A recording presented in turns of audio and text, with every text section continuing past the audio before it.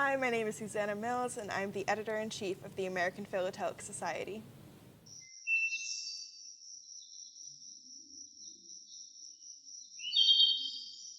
The June issue is about East Asia philately.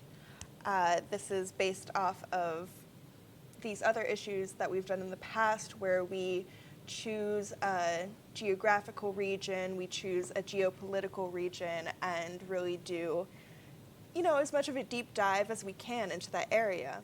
We worked with our affiliates, the International Society for Japanese Philately, the China Stamp Society, and the Korea Stamp Society.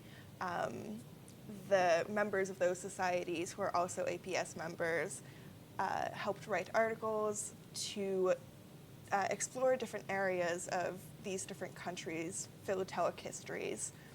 So the articles span from the late 1800s to modern day. In the background of a lot of these articles, we have some pretty serious and somber events happening.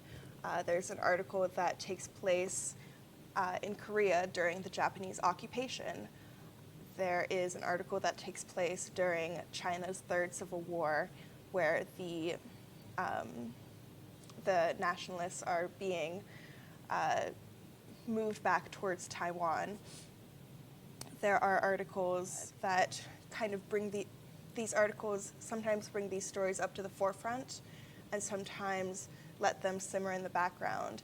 I think the historical context of these articles is really important.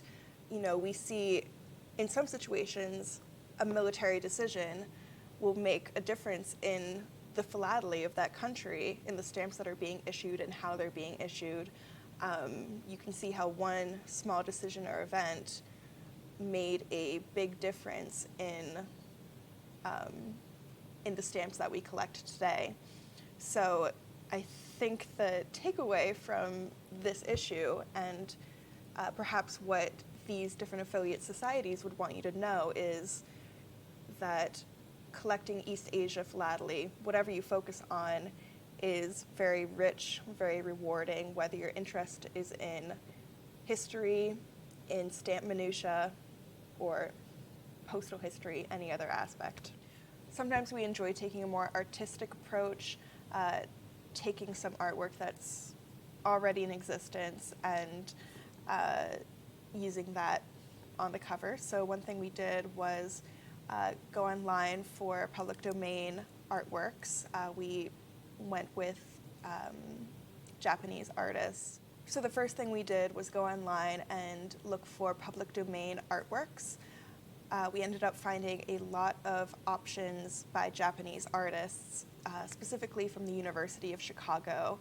They have really high quality artworks available. We narrowed down 3 or 4 of the favorites that we really liked, and we picked a stamp from each of the major countries that were represented in this issue. So we have a Chinese stamp, we have a Japanese stamp, and a Korean stamp. Once all these elements came together, we actually went around, did a bit of a poll among the staff members, and people chose this cover as their favorite. I want to bring up one article that doesn't fit into the rest of this issue's theme.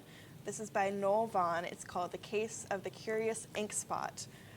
Now, this ink spot is on a very specific set of stamps that were issued by a local post in San Francisco during a railroad strike.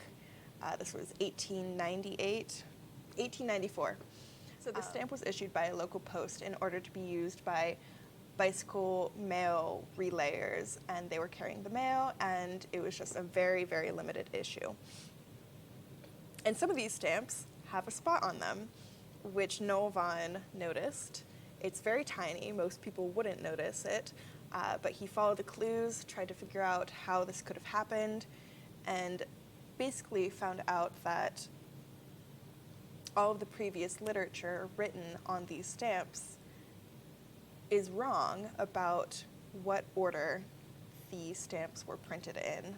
So essentially date sequencing. So this may seem like fly specking to you. It is obviously a very, very minute spot, and it's on a very, very specific issue. But I think it's a testament to research, to tenacity, and to the importance of, looking at the things you read with a critical eye. Not everything you read is necessarily true. It might not hold up to further research. There's always more things to be finding out. So our new column comes from Matthew Leibson. Matt has written The Marketplace. This is a topic that has been really needed in our issues. People really want to know all about buying and selling their stamps. They're curious, they're maybe nervous about how to do it, nervous about getting into different sections of the market. Matt is here to help. He has a ton of experience, and he's going to give advice, answer questions, and do that monthly with us. So we're really excited to welcome him into the fold of our new columnists. And if you have a question, anything at all about the stamp marketplace, please email me at editor@stamps.org, and I will be happy to pass your question on to Matt. I'm just going to talk a little bit about a project of the APS that's also a passion project for me. We've officially finished the museum exhibit, A Philatelic Memorial of the Holocaust. It's actually been done for a couple of months and been open for tours for a couple of months. But this week we are officially dedicating it in a dedication ceremony. It'll be recorded. You can watch it after the fact. We'll make sure you can see it, and we'll be sharing a lot of information about the exhibit and how it came about. Some of this you've read before in the magazine. I've written a couple of articles about it, but we're just really excited to have the exhibit finished and open and available to the public to use as an educational resource. And we're hoping that when you come visit us, you will take a few minutes to walk through. I think it's a really important collection of materials.